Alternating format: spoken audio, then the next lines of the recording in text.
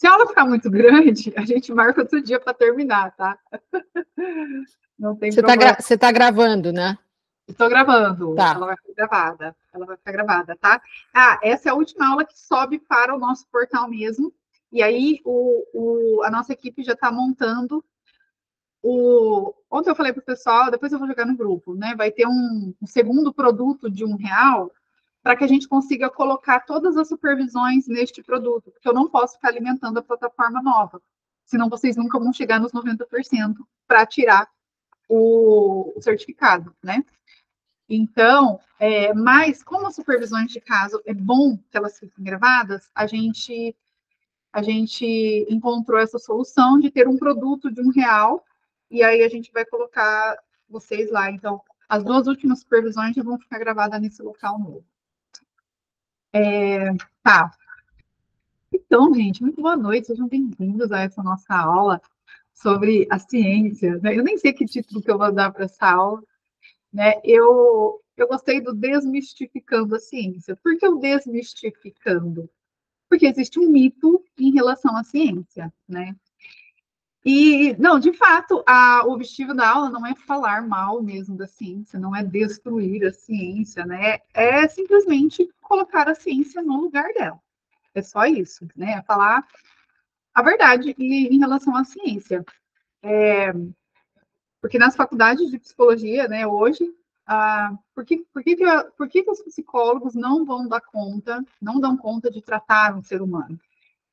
Porque eles fazem somente a leitura científica, né, do ser humano, a psicologia baseada em evidências. E eles não consideram a parte metafísica do ser humano, né? Então, eles vão sempre estar mais limitados. Só a faculdade de psicologia trata de uma parte. A física, ela é uma parte da realidade, tá? Então, assim, a física, ela contém verdades, mas ela não é a verdade, né? Ela faz parte da realidade. A ciência, ela descreve alguma coisa da realidade, mas ela não descreve o todo da realidade. Tem mais gente pedindo entrar, senão vamos perder aqui, tá? Por exemplo, né, o que a ciência ela não consegue descrever? Né? A ciência ela não consegue descrever a ética, a justiça, o amor, o perdão. E essas coisas existem. Então, quando a gente fala de a tentativa de se descrever a realidade matematicamente, ela vai descrever, ela vai descrever parte do todo. Ela não vai descrever o todo, né? Então, se a gente quer falar da ciência, a gente está falando da metade da história. A gente não está falando de tudo. E existe esse mito, esse endeusamento de que a ciência descreve a realidade em si, de que ela vai descrever o todo. Existe uma passagem de Chesterton que ele fala: imagine um extraterrestre vindo para a Terra, e aí ele fosse dividir um ser humano no meio. Ele ia dividir o ser humano no meio, ele ia ver lá, tem ouvido de um lado, ouvido do outro. Cérebro de um lado, cérebro do outro. Tem a metade do nariz de um lado, a metade do outro. A boca do lado, a boca do outro. O pulmão do lado, o pulmão do outro. Chega no coração, opa, deve ter um coração do outro lado. Não tem. Né? Quando chega lá também no fígado, opa, não tem. Isso quer dizer que a realidade não é tão lógica assim, né? E as pessoas querem este olhar da lógica sobre a ciência. Nós usamos tudo do fruto da ciência. Nós estamos aqui hoje conversando porque a gente tem internet, porque a gente tem um computador, porque a gente tomou vacina, né? A gente viaja, a gente pega avião, a gente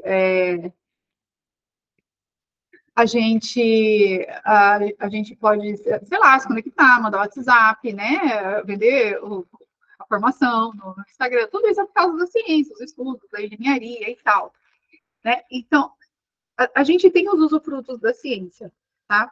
Só que esses usufrutos, Se a gente for parar para pensar para o que é essencial para a vida, eles são, digamos assim, científicos, mas irrelevantes para o que é essencial na vida. Como assim? A gente conseguiria viver sem internet. A gente conseguiria viver sem viajar de avião. A gente conseguiria viver sem WhatsApp.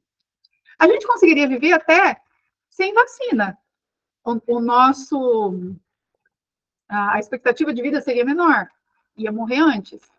Mas dá para viver bem no sentido da felicidade última, né? Para a sanidade mental, a gente consegue viver sem o comodismo que a internet traz, né? Ou sem, para a sanidade mental, a gente não precisa viajar ao mundo de avião, a gente não precisa ir para a Lua, a gente não precisa, para a sanidade mental, né? Para a felicidade última, para o bem maior do ser humano, a gente não precisa nem tomar vacina. Para a saúde física, sim. Para a saúde mental, isso não é uma coisa assim, necessária.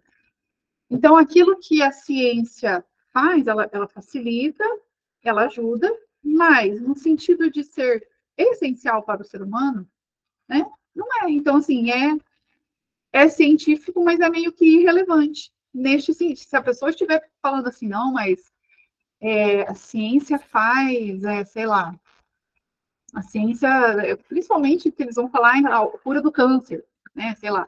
Verdade. A ciência, né? Tem muitos cientistas estudando a cura do câncer. É uma coisa boa. Agora, as pessoas viviam antigamente sem a cura do câncer. E viviam muito bem. A gente teve muitos santos antes de entrar essa coisa do câncer na história, né? Então, ela não é uma coisa assim essencial. E o que se acontece hoje, né? O que existe hoje assim, ó? Os cientistas, eles têm autoridade no campo da física, no campo da ciência. A pretensão deles é querer trazer essa autoridade para o campo da metafísica. Esse que é o equívoco. Então, assim, existe a ciência. Aliás, né, a ciência, ela só existe porque existe um Deus criador que criou todas as coisas. Então, existe um Deus que criou todas as coisas. A ciência, ela serve para conhecer um pouco de como que funciona esses negócios que o Deus criou. A ciência, ela serve para isso, né? Mas ela não vai conhecer tudo o que Deus criou. E aí, o pessoal da ciência, o pessoal da parte da física, eles querem ter essa mesma autoridade que eles têm na física, na metafísica. Só que não vai rolar, porque Deus, né? Por exemplo, Deus, eles querem provar, sei lá, provar Deus cientificamente, né? Isso não vai acontecer, porque Deus é uma realidade metafísica e não uma realidade física. Então, assim, eles conseguem descrever essa parte física. Essa parte metafísica não vai rolar, porque é outra realidade. E aí, se alguém chegar, né, falando, a analogia a gente pode fazer a mesma. Uma pessoa que fala, não, eu quero, né, me mostre Deus com os meus olhos. É a mesma coisa de uma pessoa que chega falando assim, olha, me mostre uma ameba com os meus olhos. Não, você precisa vir aqui, porque a ameba é uma realidade microscópica. Você precisa do microscópio, senão você não vai ver ela. Aí a pessoa fala, não, eu quero ver com os meus olhos, sobre as minhas condições. É a mesma coisa dessa pessoa que quer ver Deus, né, nas condições dela, sem ir para o campo da metafísica. A gente pode falar para ela, não vai rolar. Da mesma maneira que você não quer ir para o microscópio ver a ameba, conseguir ver a ameba se você não sair do seu campo, você não vai conseguir ver a Deus e ver as outras realidades metafísicas se você não sair do seu campo. Mas eles insistem nessa coisa de que não, tem que ser aqui, tem que ser do meu jeito, né? Tem que ser assim. Tem um livro, eu vou citar alguns livros aqui, tá? Não se preocupem em anotar agora os livros, porque depois eu vou deixar um arquivo, tá? Com as bibliografias. As bases metafísicas da ciência moderna. Ela mostra exatamente, esse livro mostra exatamente isso, tá? Que o Newton, ele era um gênio da física, mas um boboca na área da metafísica. Então, assim, não dá. Eles querem ter o domínio Eles querem ter a autoridade que eles têm na física, e é verdade, eles têm uma autoridade da física, mas eles querem ter isso na metafísica também.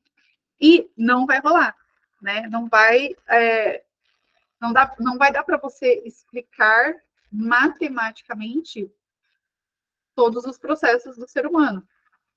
Não vai, sei lá, as motivações de uma pessoa. A gente não consegue descrever matematicamente as nossas motivações, as nossas decisões. E é isso que eles estão buscando, tá? E aí,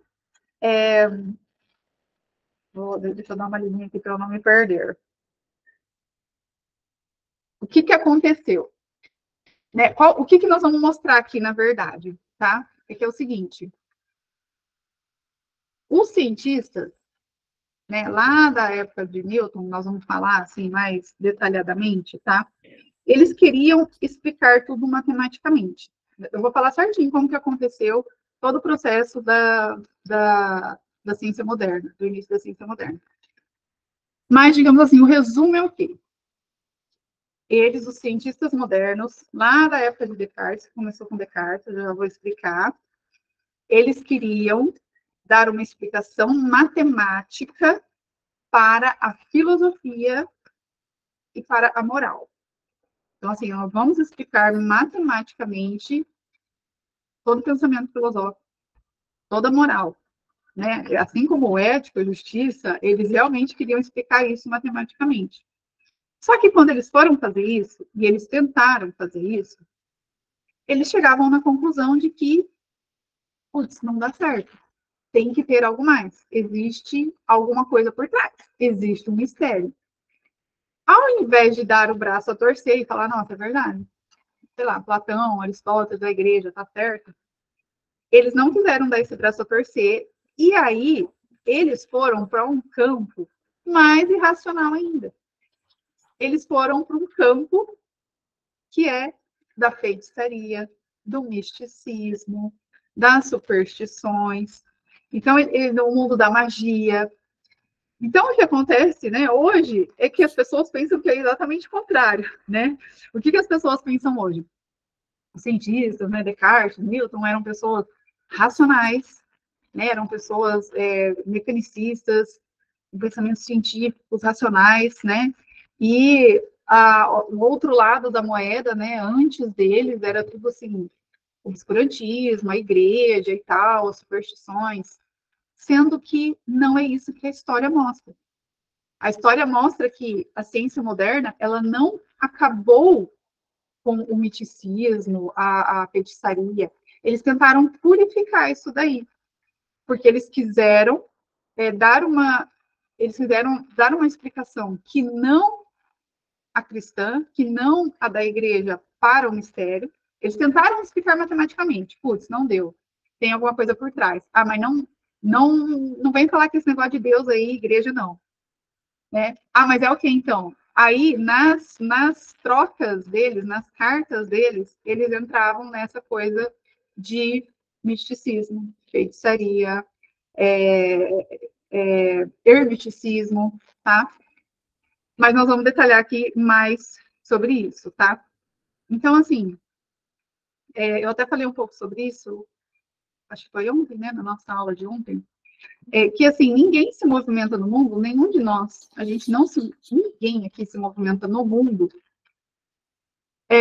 sim, assim, a ideia, a pessoa não para pensar nisso, né? Mas a pessoa, ela se movimenta o tempo inteiro como se existisse uma estrutura que tivesse pensado em alguma coisa, e a minha ideia é me conformar a essa coisa que foi pensada. O exemplo até que eu dei ontem foi um negócio do tomate até. Então, assim, quando você vai no mercado e escolhe um tomate bom, né, o que você está fazendo naquele momento que você escolhe aquele tomate maduro? Você não está pensando sobre isso, mas você está se comportando de uma maneira que existe alguém que pensou numa estrutura, que desenhou essa estrutura, ó, tomate bom é isso aqui, e cada vez que eu escolho um tomate, eu quero um tomate que seja o mais ideal possível, o mais perfeito possível, o mais próximo deste tomate pensado por essa estrutura. E isso é o tempo inteiro, é desde quando a gente vai levar o nosso carro para arrumar. Isso é desde.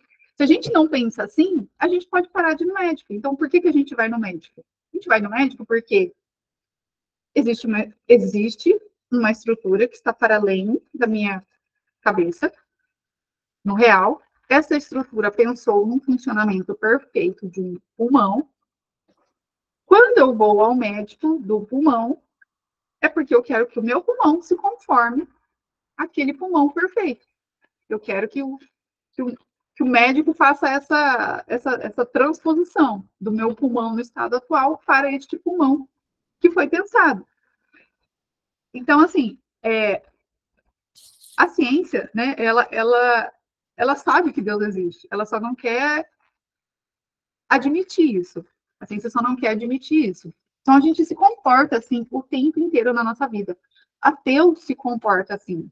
Ateu se comporta como se existisse uma estrutura no mundo que não cabe na cabeça dele, que não foi ele que pensou, e ele vai atrás disso para se conformar a essa maneira que esta estrutura externa pensou neste pulmão. Então, o tempo inteiro.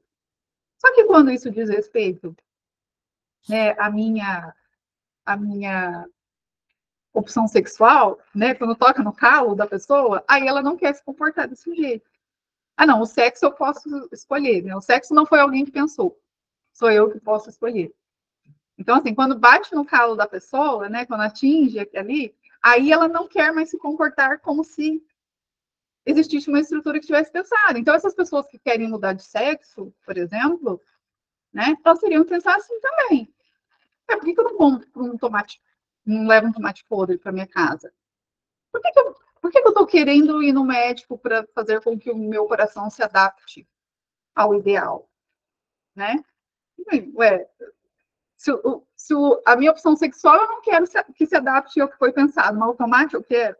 Então, existe é um paradoxo aí na maneira que eles pensam.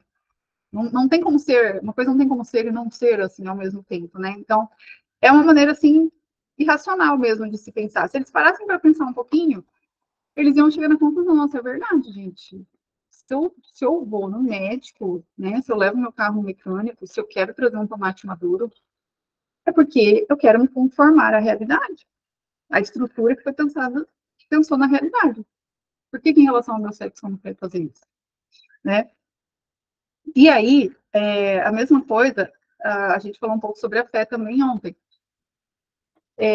Não existe ateu, no sentido de que a pessoa ela está sempre acreditando em alguma coisa. Então, tiraram o Deus real da jogada, que foi a igreja, né, que é o Deus, nosso Deus, o cristianismo, e colocaram um outro Deus no lugar, que foi a ciência. Eles só trocaram de Deus, né? Eles nem estão percebendo isso, mas foi só uma troca de Deus. Então, não existe ateu. A pessoa que ela precisa, ela só acredita, a pessoa que só acredita no que a ciência fala, ela é uma pessoa que ela tem uma fé extrema na ciência. É uma fé total na ciência. Então, é uma fé também. É o que a gente falou um pouco na aula de ontem, na aula de tirar dúvidas de ontem. Então, o que se vende nas universidades? Como é que a gente aprende, né, sobre a ciência? Como é que as pessoas chegam falando sobre a ciência, né? Então, contexto histórico. Existia a época das trevas, do obscurantismo, da igreja, né? Anjos, demônios, a igreja que, né, ensinava tudo, né, o misticismo e tal, até que surgiu, né, finalmente, Descartes, que revolucionou, e aí entrou a fase das luzes, né, o iluminismo, o lema do iluminismo é atreva-te a saber, atreva-te a pensar, alguma coisa assim. Olha, né, agora a gente saiu das garras da igreja e agora nós vamos começar a pensar com as luzes da razão. A gente não precisa mais dessa ideia mística para conhecer a realidade. A gente vai conhecer a realidade com o nosso racional, né? Essa ideia, até a palavra superstição, ela teve uma inversão de significado, porque a palavra superstição, né, superstício é a sobra, significa sobra, porque como é que foi lá quando ocorreu o cristianismo? Eles começaram a evangelizar primeiro as cidades, Então, nas cidades começou a evangelização mais rápido. Essa evangelização, ela não chegava nos campos. Os campos chama pagos. Então, os pagãos, o pessoal do campo, eram os pagãos, eles não receberam essa evangelização tão rápido. Então, lá ainda ficou um pouco desse misticismo, dessa coisa mais esotérica. E o que a igreja queria era combater isso que sobrou. Isso que sobrou se chama superstício. Então, o que a igreja quer mesmo é combater o que sobrou, combater o superstício. E o que se inverte hoje, né, é que a igreja é mais, na ideia deles, né, é que a igreja passa mais essa ideia de superstição, sendo que é o contrário, a igreja ela quer combater a superstição. Então, é uma inversão mesmo de valores que as pessoas fazem e ensinam, e é ensinado nas universidades. E eles dizem, né, a gente aprendeu, assim, não sei vocês, né, não sei se vocês se lembram, assim, de quando vocês aprenderam, mas a gente tem uma ideia de que Descartes e Newton eram pessoas, assim, muito, muito sérias, muito racionais, muito mecanicistas, né, que pensavam só da maneira matemática mesmo, né, e não era assim. Eles tinham amigos, Rosacrucianos, Rosa Cruz é um tipo de organização, não sei se é organização, eles começaram a querer dar uma explicação para as origens do universo, para a explicação de aquilo que eles tentavam explicar matematicamente, que eles não conseguiam, que eles viam que era um mistério, mas não queriam dar o braço a torcer para o cristianismo, eles começaram a querer explicar isso de uma forma mais primitiva que o cristianismo, que se chamava hermeticismo, que chama hermeticismo. Tem a ver com os deuses gregos, Deus Hermes, como é que tinha lá os... Ai, não sei o que hermético, esqueci o nome agora. Depois eu mando lá no grupo pra gente.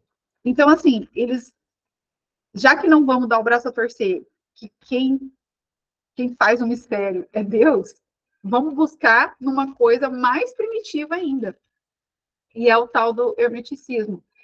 E aí começaram, né, com esses movimentos da Rosa Cruz, foi esse movimento de pessoas tentando explicar o mistério através dessa coisa lá muito mais antiga. Aí sim que envolve a feitiçaria, o misticismo, o esoterismo. Então, Newton, Descartes, eles estavam tudo nesse meio aí, trocando cartas a respeito disso. Eles faziam isso não publicamente. Então, isso não é uma coisa. Newton e Descartes nunca publicaram nada falando, olha, o que explica o mistério é o deus Hermes, não sei o quê. Por quê? Porque se eles fizessem isso, eles sabiam que seriam condenados à fogueira. Porque foi lá na época de Galileu e tal.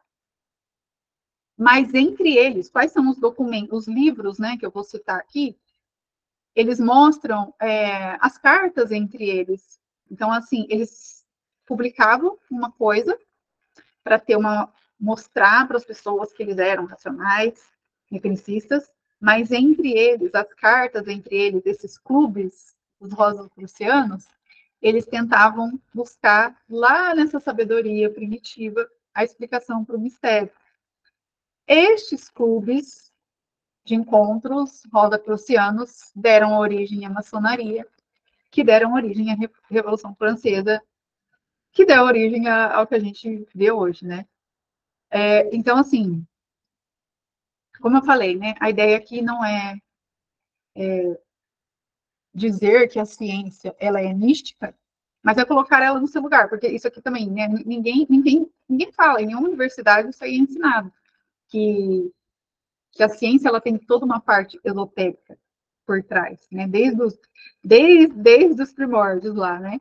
Então aqui é só para explicar os fatos, né, e o fato, né, se a gente falar, por exemplo, da lei da gravidade, né, qualquer físico atual, né? Isso está em vários livros. Eu acho que eu até anotei aqui. É um PDF, eu vou disponibilizar para vocês.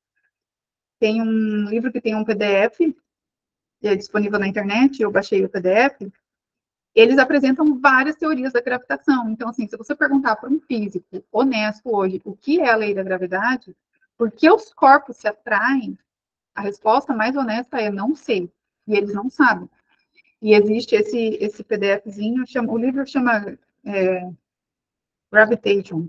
Acho que é isso, Gravitation. Mas eu peguei o PDF, vou colocar para vocês lá. Então, eles não sabem dizer por que os corpos se atraem. Por quê? Quando Newton fez lá os cálculos, o que Newton fez, né? Newton conseguiu colocar em uma equação matemática, né, a descrição lá da relação entre a distância e a massa dos corpos. Você coloca isso numa equação, funciona. Você leva o homem para a Lua. Mas dizer que isso é uma força, né, afirmar assim, ó, os corpos se atraem e o que faz com que eles se atraem é uma força, isso foi Newton que tirou da cabecinha dele. Por que ele tirou da cabecinha dele? Porque a ciência, ela explica o como, mas ela não explica o porquê. Então, ele conseguiu, pelas fórmulas matemáticas, descrever essa relação, que é o como. E ele ficava tentando quebrar a cabeça, mas por quê? Mas por quê? Mas por quê? Ah, é uma força. Mas aí tá, aí ele criou isso. Aí eles pegaram, né, a teoria de Newton e foram jogar, né, pro campo do cosmos, né, para os planetas. Então, assim, quando jogam os cálculos de Newton, a fórmula de Newton nas órbitas dos planetas, não funciona na órbita de Mercúrio. Não funciona. Aí entrou quem? Einstein. Aí entrou Einstein e falou, não funciona porque os corpos não se atraem porque é uma força. Os corpos se atraem porque existe uma deformação na relação espaço-tempo. É isso. A explicação de Einstein é tipo você. Não tem nenhuma bola aqui. Mas imagina uma bola, imagina um lençol esticado, cada um segurando as 4 pontas, e você joga uma bola de ferro no meio do lençol. Ele vai dar uma deformada. Então, assim, aí Einstein entra com essa teoria, né, da gravidade, que não é mais uma força, é uma deformação ali, do espaço-tempo. Só que aí você pega o de Einstein e você leva para o mundo microscópico, para o mundo, né, das moléculas, das partículas. E aí o negócio de Einstein não funciona. Então, assim, peraí. Se o negócio é descrito por Newton de uma maneira, funciona só dentro daquele recorte. Aí você vai para o mundo do macro, funciona só dentro daquele recorte. Aí você vai para o mundo das partículas, funciona só dentro daquele recorte. Quer dizer que não tem uma explicação desse todo. Se tivesse uma explicação, explicaria nos 3 recortes, mas não tem. Saiu dessas condições ideais de temperatura e pressão, não dá certo. Aí muda as condições ideais de temperatura e pressão. Funciona. Aí tira daquilo lá, não dá certo. Então, peraí, então deve ter alguma coisa a mais que explica isso daqui.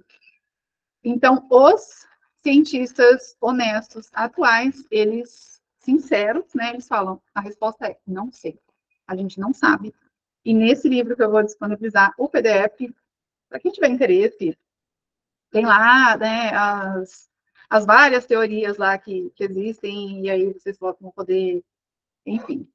Então, a gravidade é um mistério. A gravidade é um mistério, né? Só que as pessoas, né, elas acham que os cientistas acham que a gravidade é a força de Newton.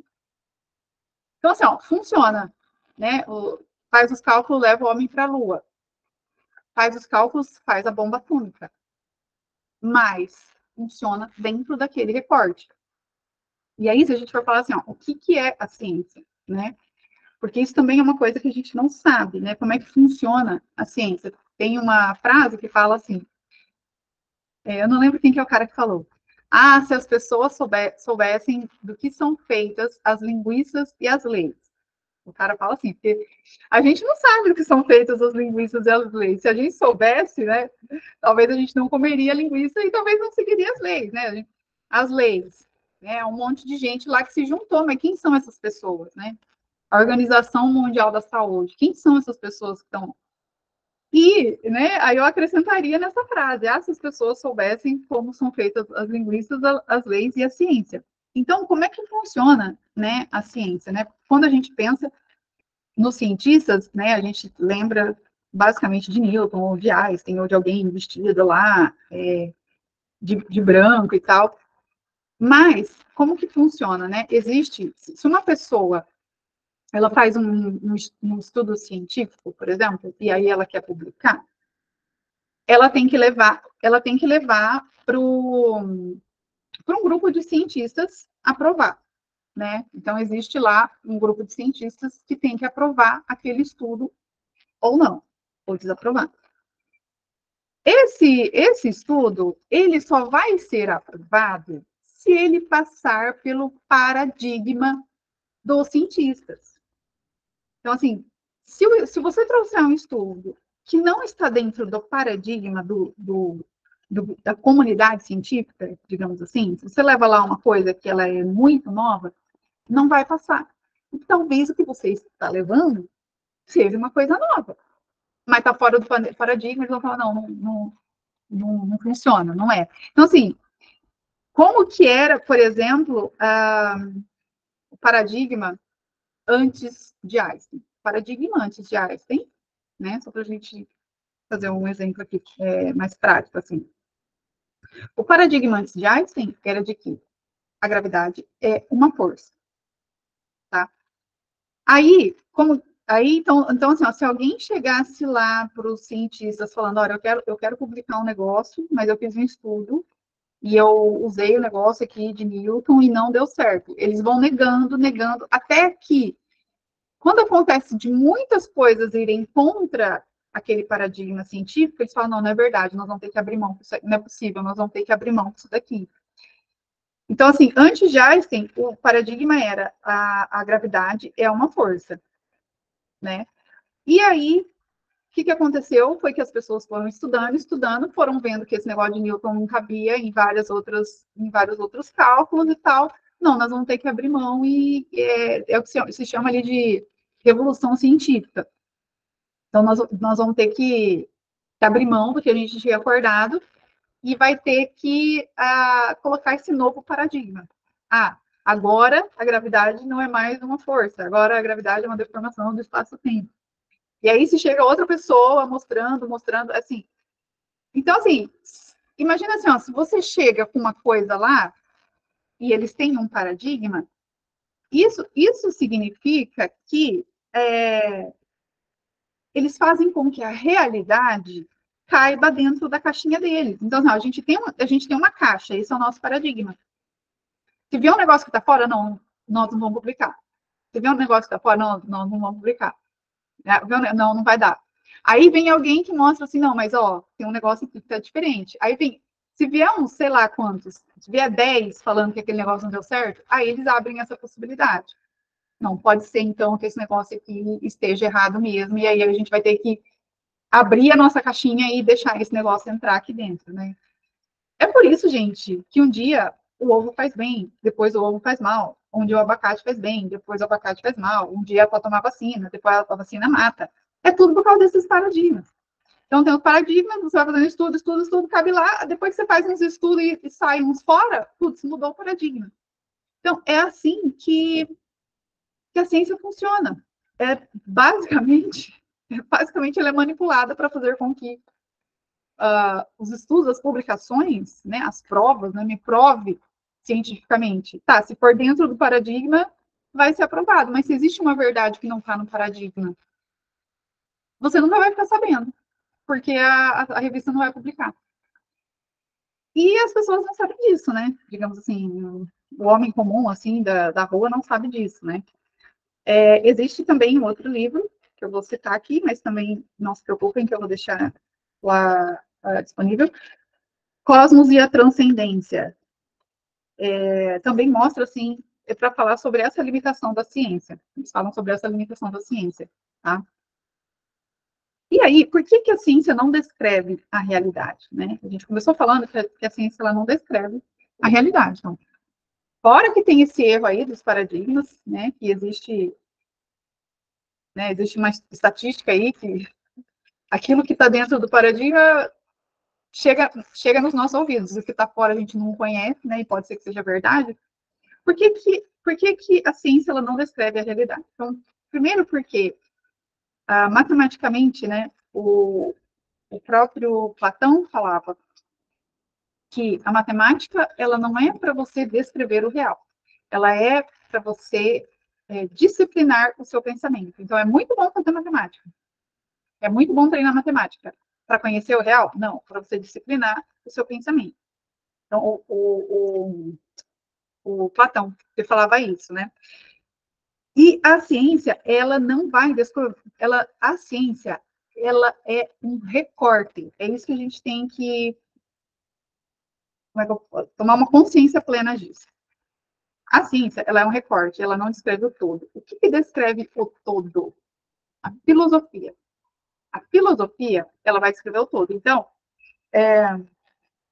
o exemplo, né, que eu acho que eu já até dei uma vez também nos stories, da vovó Mafalda, que vai fazer o bolo para o netinho dela. Então, a vovó Mafalda vai fazer o bolo. O químico vai querer recortar a parte, né, química e olhar para o bolo, como é que funciona o bolo. O biólogo talvez vai querer olhar ali para a parte do tubo digestivo, como é que é na hora que eles comerem o bolo, o que vai acontecer. O, o, o economista, ele vai querer saber, né, de quanto custou aquele bolo, né? O advogado vai querer saber, né, de qual a relação de direito entre neto e vovó. O sociólogo vai querer olhar qual é o papel deles na sociedade. Então, a ciência, ela pega, assim, recortes. O que olha o todo? O que olha a relação entre o bolo, a vovó, né, a felicidade do netinho, as motivações da vovó fazer o bolo? É a filosofia. É a filosofia que vai dar esse olhar do todo. É a mesma coisa também do exemplo a criança no hospital. Então, imagine uma criança no hospital que morre, e aí o pai está lá, aí vem o médico e ele explica todo o como. Ele explica tudo o que aconteceu na falência dos órgãos. Olha, aconteceu isso, seu filho teve isso, aí o coração dele fez assim, e aí isso diminuiu, sei lá, leucócitos, anticorpos, não sei o quê. Ele descreve todo como. O que o pai vai querer saber? Mas por quê? É isso que o pai vai querer saber. Não interessa o como, não interessa o porquê. Isso, né, a ciência, ela não explica. A ciência, ela não fala de amor, né? Ela não fala das motivações, ela não fala da alegria do netinho, da dor do pai, do porquê o menininho morreu. Né? Então, assim, ela é limitada. A ciência, ela é sempre um recorte, ela é sempre uma abstração. Você sai dali, o negócio já não funciona mais.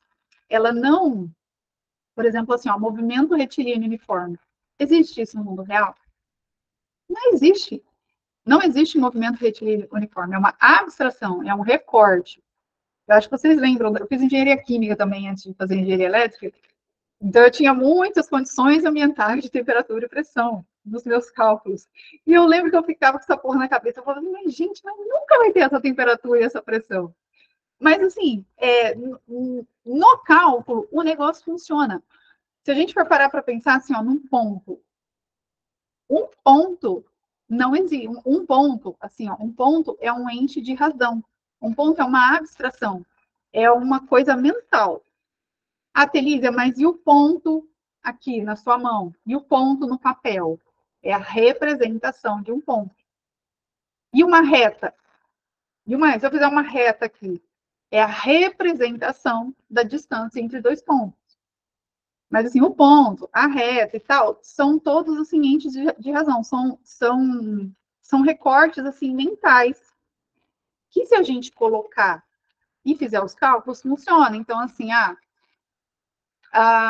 vamos fazer o cálculo de quanto que precisa de gasolina para o avião decolar. Aí vai lá fazer o cálculo, né? Sei lá, eles pega quantas pessoas, o peso médio das pessoas, aí multiplica por quantas pessoas cabem no avião, e aí fazem o cálculo, colocam aquilo no cálculo, funciona, o cálculo, o avião vai decolar e não vai faltar combustível. Mas o avião, ele não decolou com o peso que foi calculado.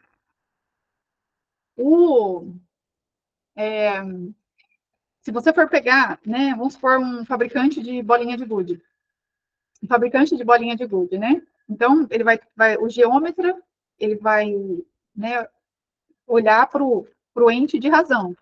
O geômetra vai imaginar lá, eu quero que as minhas bolinhas tenham, sei lá, quanto de raio, não sei o quê, papapá, porque eu preciso saber quanto de material eu vou ter que comprar para minha fábrica, né? Aí o geômetra vai fazer o cálculo, né, para ver quanto material, volume e tal, não sei o quê, passa para o dono da fábrica, ele compra a quantidade necessária de material, faz as bolinhas de gude, funciona. As bolinhas de gude, né, a empresa não vai falir, vai dar certo. Mas se você pegar uma balança de precisão e colocar cada bolinha de gude lá, nenhuma delas vai ter aquele volume que o geômetra calculou. Então, a matemática, né, a ciência, ela é uma abstração do mundo real, que funciona. Que funciona simplesmente também porque é uma abstração. Mas no mundo real, mesmo aquilo saiu diferente do que eles tinham calculado. Então, essas coisas, né, elas não vai descrever. Não vai conseguir descrever o todo, né? E como que a ciência moderna começou? Então, né? Como é que começou esse negócio? Para falar um pouco mais da história agora. Bom, ela começou com Descartes, né? Descartes é considerado o pai da ciência moderna. Descartes, porque tem um outro lá que é o pai da indução, esse nome dele, mas é Descartes que é considerado, assim, o Descartes é visto pelo todo, assim, o pai da ciência do moderno, e foi o cara que revolucionou e tal, né? O que Descartes queria fazer? Ele queria... Qual foi a ideia de Descartes?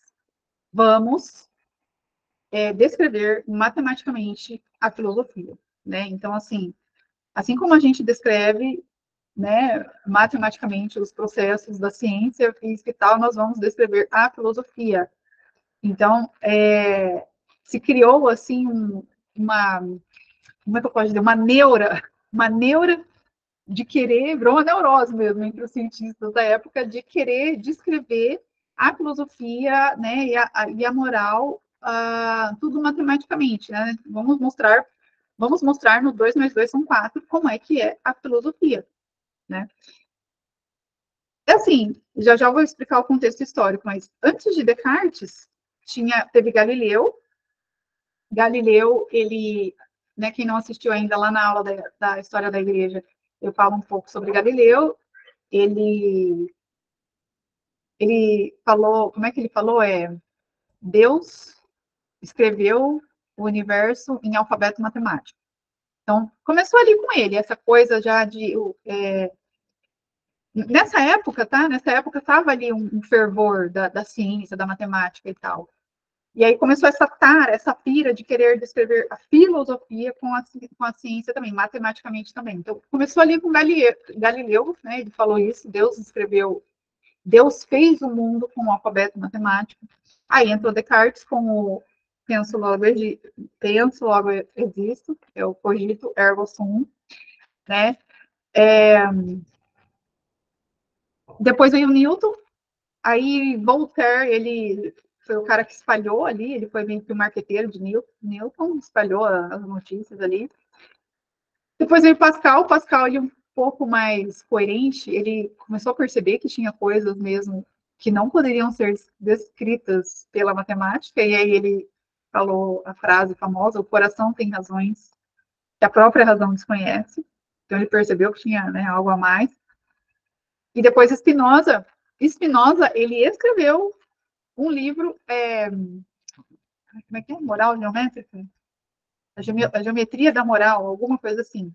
Então, ele realmente quis mostrar matematicamente a moral. Então, olha o nível de loucura dessa galera, né? Então, assim,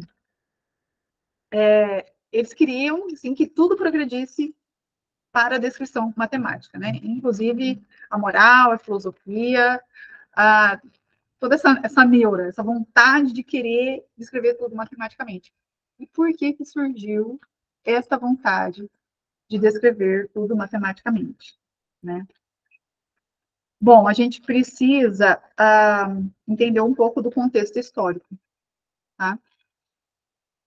Contexto histórico em que Descartes nasceu, lá, o contexto histórico que tinha Galileu, Descartes, Newton, como é que foi isso daí? Porque sempre tem um contexto, né? Como é que era, né, antes dessa pira de descrever as coisas matematicamente? Olha, né, existe o Deus, Criador do céu e da terra, de todas as coisas, ele ordena tudo, ele rege tudo, ele conhece todas as coisas, né? E ele deu para o homem uma racionalidade que o homem consegue entender, sim, algumas coisas, consegue, sim, acessar algumas coisas, né, através, né, do cálculo, a ciência, ela ajuda a gente a conhecer alguma coisa, né, alguma coisa da realidade, algumas verdades da realidade. E quem que ensina tudo é o quê? A igreja, né? É a igreja. Os responsáveis pela educação era a igreja, eram os mosteiros, tá? E aí, século XVI, né, houve a famosa divisão da igreja, né, pelo nosso amigo Lutero. Então, ele dividiu a igreja. E aí, a igreja perde a autoridade, né? Os príncipes se dividem entre quem que eu vou seguir? Vou seguir os papas, vou seguir o papa ou vou seguir as autoridades protestantes? As autoridades protestantes eram muito os professores universitários também. Então, houve essa ruptura, né? A igreja ela perde a autoridade 100 anos depois, né?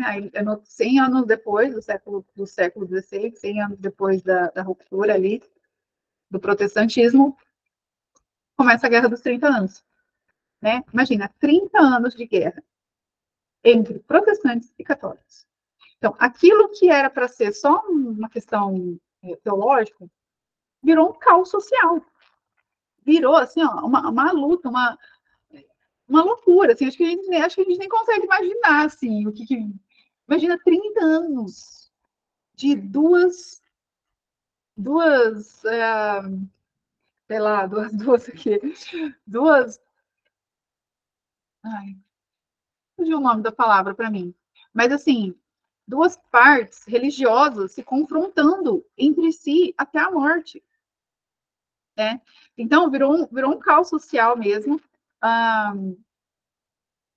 Aí, o que aconteceu, então, no pensamento, né? Já vinha essa coisa da matemática, já estava crescendo, junta, eles olham, eles nasceram nesse contexto, tá? Descartes nasceu ali na Guerra dos 30 Anos, nesse contexto. Eles falam, gente, vamos fazer o seguinte, esse negócio de igreja tá dando muita treta isso aí, tá dando muita guerra, a gente não precisa escolher. A gente não precisa descrever a realidade pelo que a igreja ensina. A gente não precisa escolher um lado e ficar no meio dessa batalha toda. Vamos usar a nossa razão. Vamos partir do zero. Vamos jogar fora toda a tradição, porque lá que começou esse discurso de a igreja a religião só traz guerra e tal. Então, assim, vamos jogar fora tudo isso que foi dito, toda a tradição, vamos partir do zero, vamos começar do zero. A gente não precisa escolher. A gente pode agora, né, usar o nosso racional e descobrir a realidade através da matemática. Pronto. Então, assim, foi isso. Juntou, assim, digamos, já havia um fervor da matemática, já os filósofos da era moderna eram todos matemáticos, e veio essa guerra. e essa divisão. E aí entrou, aí isso, digamos assim, instigou a falar, cara, a gente não precisa escolher. Isso aí, meu Deus, isso aí só dá treta, não precisa, não vamos escolher ninguém, né? Vamos, né, escolher um negócio aqui, ó, vamos conhecer a realidade matematicamente. Então, eles romperam com a tradição cristã, né, romperam literalmente, assim, mas, né, aquela coisa, romperam até a página 3, porque assim, romperam com a tradição cristã. Vamos tentar entender o mundo matematicamente. Ah, não dá certo. Será que a gente dá o braço a torcer para a tradição cristã, então? Não. Vamos buscar a explicação em algo que prescinde o cristianismo, no hermeticismo. Vamos lá atrás, vamos lá nas origens, né? Que é onde entra a parte do misticismo e tal, do esoterismo e tal. É neste contexto que se inicia o movimento da Rosa Cruz. Então, eles queriam trazer as explicações, que não, as explicações matemáticas não, eles sabiam, tá? Todos os filósofos modernos sabiam que eles não conseguiam explicar o mundo matematicamente, mas eles não queriam abrir mão de que, talvez Platão estivesse certo, talvez Aristóteles estivesse certo, né? Talvez a igreja moderna, a gente vai ter, a igreja moderna, a igreja católica, mesmo com toda essa guerra, aí, eles estão certos, a gente vai ter que abrir mão. Não, né? Vamos voltar mais ainda. Então, inicia ali o movimento Rosa Cruz, maçonaria, Revolução Francesa e tal, né? Então, eles queriam fazer essa coisa do estudo científico, racional, eles faziam isso, né, da boca para fora, digamos assim. Eles publicavam os livros deles nessa versão, de que eu estou tendo um pensamento científico racional. Só que, entre eles, nos clubes, eles ficavam buscando as explicações para o mistério lá nessa origem hermética. Era assim que eles tentavam explicar, né? Então, eles sabiam que no mundo real é impossível você viver sem metafísica. Os cientistas sabem que é impossível você viver sem metafísica. Descartes sabia disso, Newton sabia disso, né? E a ideia que as pessoas têm hoje é que eles descartavam essa necessidade da metafísica, né? Isso digamos assim, a falsidade que é vendida por aí. Tem mais um livro que eu quero passar, o livro Descartes, o Filósofo Mascarado. Tá? Esse livro mostra, eu vou falar um pouco mais de Descartes ali para frente, tá? Mostra como ele era o filósofo mascarado, tá? Esse livro mostra como ele era mentiroso, mascarado mesmo. Mas também mostra como que o povo da época, esse livro cita algumas feitiçarias da época, assim, como que era o clima da ciência do início da Idade Moderna. Então, por exemplo, eles acreditavam, né, nesse livro fala isso, eles acreditavam num feitiço que tinha, de que se você fosse aonde um ladrão foi enforcado e cortasse a mão dele, você conseguiria fazer daquilo um poder para você ficar invisível. Então, assim, este era o clima da ciência moderna, onde Newton, Descartes ali estavam. Né? Então, assim, eles viviam nessa falcatrua. Eles sabiam que eles estavam fazendo falcatrua.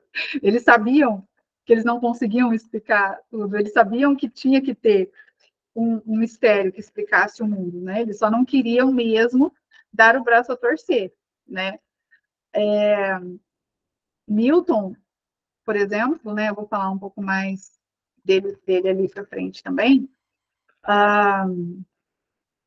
Ele gastou mais tempo da vida dele tentando destruir o dogma trinitário do que fazendo cálculos matemáticos.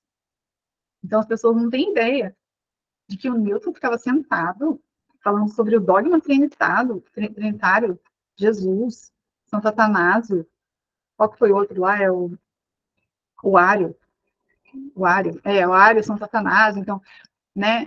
Então, assim, as pessoas não têm ideia disso, né? Eu também não tinha ideia, né? Até que eu fui estudar. Até que a gente vai estudar e a gente começa a encontrar, assim, as verdades, né? Que o que é vendido como racional não é tão racional assim, né? Na verdade, a ciência é toda coberta dessa coisa da feitiçaria, do esoterismo, né? Da alquimia e tal, né? E assim, isso não seria um problema. Isso não seria um problema. Não é problema que a ciência seja envolvida com essas coisas. Não fosse o fato de que, quando a gente vai querer explicar o mistério com a nossa metafísica, não, você não pode, porque você está querendo impor a sua fé católica. Então, assim, eles podem impor, né? Podem explicar o mistério com o esotérico. Não tem problema nenhum. Isso aliás, né, mesmo que a maioria das pessoas não saibam disso, não tem problema nenhum. Não fosse esse fato de que, quando a gente quer explicar o mistério, né, digamos, da nossa maneira, né, com o que a gente acredita, né, com o mistério, que para nós é Deus, um mistério, eles só estavam buscando outra coisa, mas eles sabiam que tinha um mistério também, né? Não, você não pode. Não, mas o Santo Tomás de Aquino, não. Aí você está querendo impor a sua fé, né? Aí não pode, aí você está querendo sair do mundo racional, como assim, né? Eu só acredito no que os meus olhos veem, como assim? Então, a ciência moderna, ela cresceu nessa farsa. Ela se desenvolveu nessa farsa.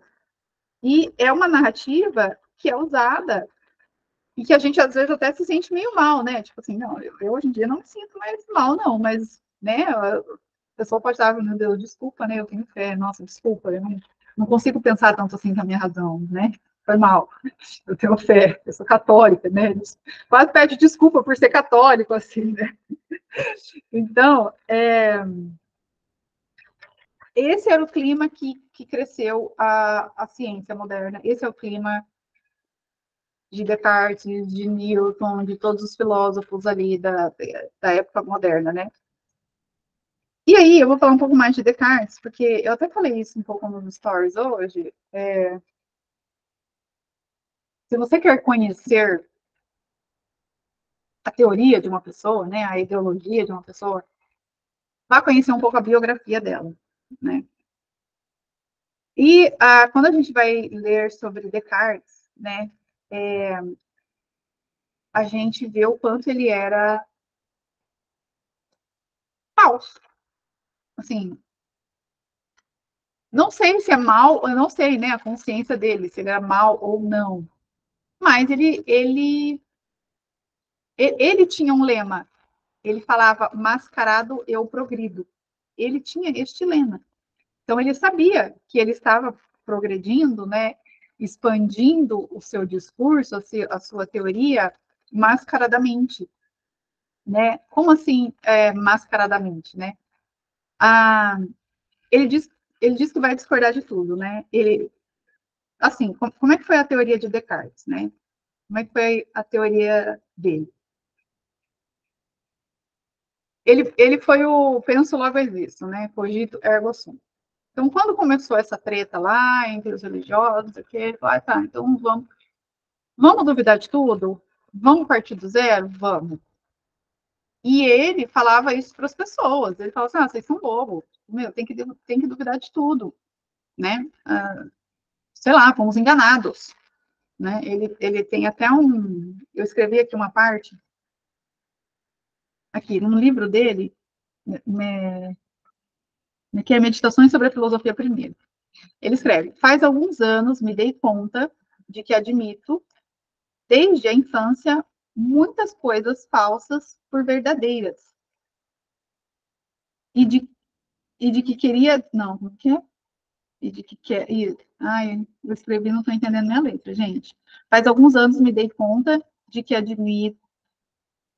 de que admitia, desde a infância, muitas coisas falsas por verdadeiras, e que queria duvidar era o que depois sobre ela construir. Eu não entendi minha letra aqui. Mas ele conclui que ele foi enganado. Ele conclui isso nas meditações dele. Ele foi educado por jesuítas. Ou seja, ele está dizendo que os jesuítas enganaram ele. Né? Então, ele instaura essa coisa da dúvida metódica, vou duvidar de tudo. Né? Então, ele pensa, né? Tá, vou duvidar. Será que este computador existe? Será que vocês existem? Será que esse microfone existe? Será que esse caderno existe? Bom, eu estou pensando. Eu estou pensando, não estou? Eu estou pensando, será que isso existe? Eu estou pensando. Não, eu estou pensando. Se eu estou pensando, eu existo. Penso, logo existo. Então, assim, ele duvidou de. Essa é uma experiência falsa. Por quê? Não tem, é impossível você duvidar de todas as coisas. Imagina, aí você duvida, vai, sei lá, duvida que a sua mãe te deu comida quando você era criança. Então, essa experiência de duvidar de todas as coisas é uma experiência que não condiz com a realidade do que ele passou, porque isso é impossível de se fazer. Só que ele quis fazer isso, ele quis usar, né, ele quis, assim, divulgar este método e usar este método, né, digamos assim, para vender as ideias dele, né, para espalhar, foi um método meio que retórico, para que as pessoas começassem a pensar assim, nossa, acho que faz sentido o que ele fala, hein?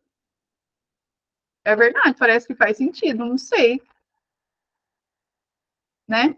E aí, as pessoas começavam a acreditar, porque às vezes, eu já parei para pensar, falei, gente, como que uma coisa tão besta dessa, um raciocínio desse, tão besta, assim, se espalha tanto, se impregna tanto, porque é realmente impossível. Se você parar para analisar e tentar passar pela experiência de Descartes, não tem como você duvidar de tudo. Não tem como. Então, ele não fez isso. Por isso que ele tinha o mascarado ao progredo. Ele sabia que ele não tinha passado por essa experiência de duvidar de tudo. Né? Ele sabia que isso daí era mais como se fosse assim um jogo psicológico para que as pessoas começassem a duvidar da tradição cristã. No fundo era isso que ele queria, que as pessoas duvidassem da tradição cristã. Mas no mundo real não tem como você duvidar de tudo. E o que é o pior, né? O penso logo existe, ele deu origem a essa coisa do sou eu quem dou significado às coisas, sou eu quem dou significado à realidade. Não é a realidade que tem um significado e eu extraio dela, mas sou eu quem dou significado. E outra coisa que é interessante, né? Os filósofos sinceros, eles duvidam deles. E Descartes, ele duvidou de tudo, menos daquilo que ele estava duvidando. Em nenhum momento ele pensou, não, mas será que essa minha maneira de pensar, de estar duvidando de tudo, não uma coisa falsa também? Por que eu não duvido dessa teoria que eu estou criando? Então ele escolheu do que ele ia duvidar. Ele escolheu, ele não duvidou de tudo, ele não duvidou da ideia dele. Por que ele não duvidou da vontade dele de buscar a verdade? E os filósofos sinceros, né, até se a gente for levar para a coisa da terapia mesmo, né? O que a gente está o tempo inteiro fazendo, né? A confissão. É totalmente o contrário disso. A confissão, ela é tipo assim, cara, será que eu fiz isso por causa essa desculpa que eu estou dando mesmo? Né? Porque eu conto para mim a história de que eu fiz isso por amor. Mas será que eu não fiz isso talvez por raiva? Então, ela vai totalmente ao contrário da sanidade mental. E a sanidade mental é você duvidar das suas motivações. O que é o negócio de Sócrates? Só sei que nada sei. O que é o só sei que nada sei? É assim, cara, deve ter um monte de merda que eu falo e que nem é verdade. Eu preciso parar para pensar sobre isso. E o negócio de Descartes é totalmente o contrário do só sei que nada sei. O negócio de Descartes é assim, olha, eu tenho certeza disso que eu estou falando agora. Eu não duvido das minhas motivações, né? Mas é totalmente o contrário daquilo que uma pessoa sincera busca. Uma pessoa sincera, né? Quantas vezes a gente sabe, né? Que a gente está, sei lá, eu devia rezar, mas fica enrolando. Eu vou comer. Vou não sei o quê. Puta, eu devia preparar a aula, mas fica enrolando. Sai, vou para academia. Não sei o quê, né? Ele não tinha essa dúvida dele. Ele era íntegro, bom, ele era sincero e todas as coisas estavam erradas, né? E duvidadas. Mas, na verdade, né? Essa era a forma que ele espalhava o negócio. Mas ele sabia que não dava para pensar. Não tem como você duvidar. Ter essa dúvida metódica, assim, de tudo, de todas as coisas. É impossível você viver assim. Então, ele usou isso mais para que as pessoas começassem a duvidar da tradição cristã e pensassem, nossa, talvez faz sentido mesmo, né? Isso que ele está falando, né? Sei lá, acho que cientista já era visto um pouco como uma referência na época, assim. E aí ele tinha também a maneira dele, como é que eu posso dizer? Não é manipular, ele tinha ali o jeito dele fingir, as escapatórias dele. Então, por exemplo, assim, ele morava na França, né? Na França ele era católico. Na França ele era católico, ele publicava as coisas, né? Como se ele fosse um cientista racional lá e tal. Essas trocas em relação ao hermeticismo, à feitiçaria, é entre ele e os amigos. Isso aí não tem nenhum livro assim publicado, né? Esses livros que são citados, eles foram pesquisas que foram atrás de pegar essas cartas, né? Então ele tinha os amigos dele, Rosa Crucianos e tal. Então assim, na França ele era católico, bonitinho. Aí ele foi para a Holanda. Aí na Holanda ele se envolveu com a empregada, teve uma filha com uma empregada doméstica, batizou a filha numa igreja católica. Aí na Holanda é protestante, ele escrevia os artigos dele lá em latim, porque ele sabia que a língua lá nas universidades era o latim, e ele queria que o pensamento dele, do penso logo existo, fosse divulgado lá na Holanda.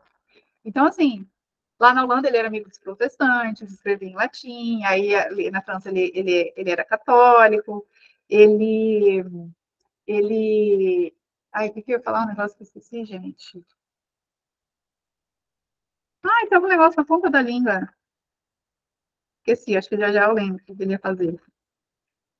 Ah, o que eu ia falar? Esqueci, gente. Então, assim, acho que já eu lembro o que ele fazia também.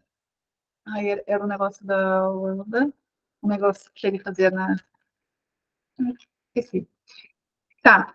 Mas, enfim, ele tinha esse jeito, né, de mascarado progredir. A maneira que ele se infiltrava e influenciava as pessoas com o pensamento dele, né? A gente não tem como julgar consciências, né? Então, o porquê que ele estava fazendo isso, assim, sei lá, até que ponto é maldade, até que ponto é só uma burrice mesmo, não sei, não tem como a gente dizer isso, né? Mas o que acontece nesse pensamento de Descartes é a mesma coisa, né, que acontece no pensamento de Freud, né, do behaviorismo, por exemplo. Então, assim, né, o negócio de Freud olha, né, as suas motivações, né, o que você faz é porque você tem um problema, sei lá, com a sua mãe, com a sua família, né, ou então você tem uma sublimação, você queria estar fazendo outras coisas, mas como a Igreja Católica não permite, então você fica reprimido e tal. Tá, mas e você, doutor Freud? Isso que você está falando não está sendo influenciado pela sua sublimação, pelo que você tem de relação com a sua mãe e tal? Né? Você está fora da sua teoria? A sua teoria serve para todo mundo, mesmo para você? Né? O behaviorismo também, o seu comportamento te leva a fazer isso, isso, isso. Tá bom, e você, doutor behavior? Né? Qual comportamento te levou a chegar nessa conclusão e falar isso. E para o Descartes é a mesma coisa, né? Olha, eu duvido de tudo, então, assim, tudo é duvidoso, vamos partir, né, do ponto zero, mas, né, e você, doutor Descartes, por que você não duvida da sua integridade, da sua honestidade, né? Não, para mim, a minha teoria não funciona para mim, né? Funciona para os outros. Então, e é totalmente o contrário daquilo que um filósofo honesto busca. Um filósofo honesto, ele está buscando duvidar de si, daquilo que a gente está pensando, né? É isso que a gente faz, é isso que é a autoterapia, é isso que uma pessoa sincera faz o tempo inteiro, né? Principalmente para confissão. Gente, por que eu faço isso que eu estou fazendo? Por que eu estou realmente, assim, sei lá, querendo estudar? Ontem a gente falou um pouco sobre isso, né? A questão da sinceridade. Eu acho que foi no final da aula, não sei se vocês estavam. Mas, assim, por que eu vou atrás disso? Por que eu quero estudar isso? Isso é o método da confissão, que vai totalmente ao contrário do penso, logo existo. Né? E este penso, logo existo, né? Ai, tem um carro passando aqui, gente. Da interferência. Esse penso, logo existo, essa coisa do vamos descrever a realidade matematicamente, é ali que começou essa coisa que vem até hoje, né? Da coisa do, se for científico, eu acredito. Se eu puder descrever matematicamente, eu acredito. Senão, não faz parte do mundo real. Então, foi ali com ele que começou isso, né? Mas é uma experiência falsa. É uma experiência que ele não foi sincero descrevendo essa experiência, porque não é possível você fazer isso na sua vida. Não é possível você duvidar de todas as coisas o tempo inteiro, assim, de tudo. Não dá. Ah, tem um livro, O Discurso do Método. Ele fala, bom, já que nós vamos duvidar de tudo, então tá. Então, não tem mais a moral cristã, vamos partir do zero, né? Joga fora a moral cristã, o cristianismo, mas a gente precisa de uma moral provisória. Então ele pensa assim, se você vai fazer uma reforma na sua casa, você precisa ter uma casinha para morar, enquanto você está fazendo a reforma. Então ele pensou nessa moral provisória, essa casinha para morar. Tá, como que vai ser essa moral provisória? Bom, você vai seguir a moral dos seus costumes, da sua tradição, então, né, aquilo que sei lá, o governo, a sua cidade impor, você vai fazer, né? Se for para usar máscara, usa máscara. Se for para tirar máscara, tira máscara. Se for para tomar vacina, toma vacina. Essa moral provisória, ela vai partir, então, do governo, da tradição. E ele fala também, imagine que você estivesse em uma floresta perdido. Quando você está perdido numa floresta, você não pode ficar andando em círculos. Você tem que escolher um caminho e seguir. E ir atrás, sem parar. E aí ele fala para você fazer isso, né? Para você escolher um rumo. Você não pensa se está certo ou não. Faz. Depois você vê se está certo ou não. Né? Então as pessoas falam assim, né? Descartes, mas isso aí que você está fazendo, de duvidar de tudo, né? Será que isso aí está certo? Desprezar toda a tradição cristã? Olha, não sei, eu vou. Tá certo ou não, eu vejo depois. Então, assim, eu fico pensando como que esses caras chegavam nessas conclusões, gente. Meu Deus do céu, né? Ai, senhor. Então, ele era uma pessoa de vida dupla, né? Tanto tem esse livro, O Filósofo Mascarado, né? Ele tinha uma vida mascarada mesmo, uma vida dupla mesmo. E tinha vários amigos rosacrucianos, se encontrava com vários deles, trocava várias cartas e tal.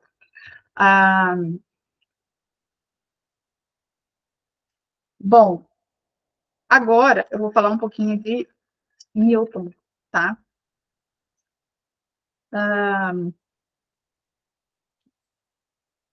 O Newton tem um livro também, Newton the Alchemist. Isso. Tem um livro que um cara escreveu, que chama Newton the Alchemist. Esse livro é mais recente, 1936, tá? O que ele conta nesse livro? Ele fala que os herdeiros de Newton precisavam de dinheiro.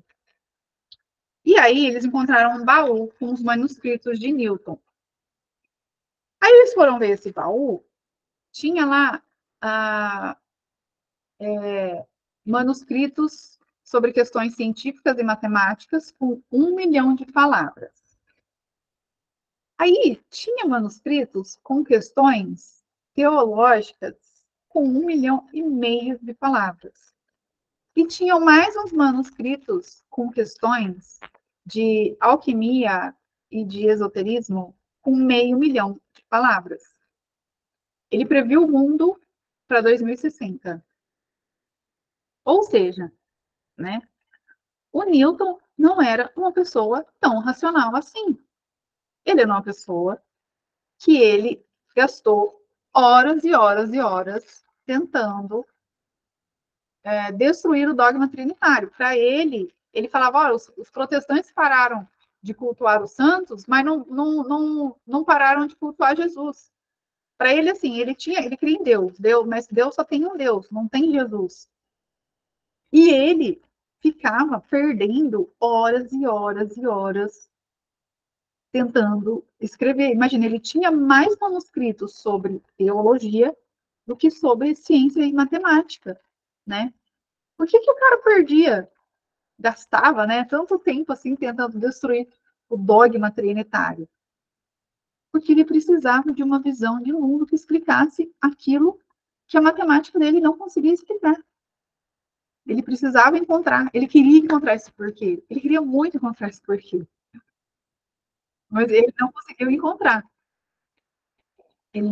Cadê que alguém pediu para entrar? Ele não conseguiu encontrar esse porquê. Né? Ele poderia admitir, todos esses filósofos poderiam admitir, falar, cara, a igreja está certa. Não tem como explicar o resto. Não tem, assim, nós já fizemos cálculos, nós vemos aqui, ó, sobra, Newton fazia os cálculos das órbitas e dava um erro lá, aí ele achava que tinha, como é que é? Ele achava que tinha, tipo que da corda, assim, sabe? Então, assim, eles não admitiam que era Deus. Foi só isso. Mas eles admitiam que tinha algo a mais. Só que foram buscar, né, lá no mistério, no esoterismo. Ah, tem uma autora que escreveu um livro que se chama Os Fundamentos da Alquimia de Newton, Beth Jobs, acho que Beth Jobs. Né? Ela mostra, primeiro ela fez um livro tentando mostrar, achando que a visão teológica de Newton não influenciava na ciência dele. Ela, ela ela viu ali que Newton estava tentando destruir o dogma trinitário e tal, papapá.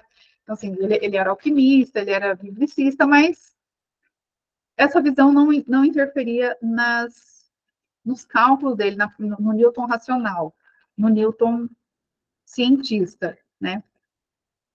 Só que depois, né, estudando mais a fundo, ela chegou na conclusão que não, que o Newton biblicista, o Newton alquimista, influenciava, sim, no Newton matemático e físico. E a conclusão, assim, que os estudos mostram, né, é que, para Newton, a força gravitacional era tipo uma entidade. Então, é tipo não é assim uma força, é uma entidade irracional. Poderia falar assim, ó, é Deus. Mas não.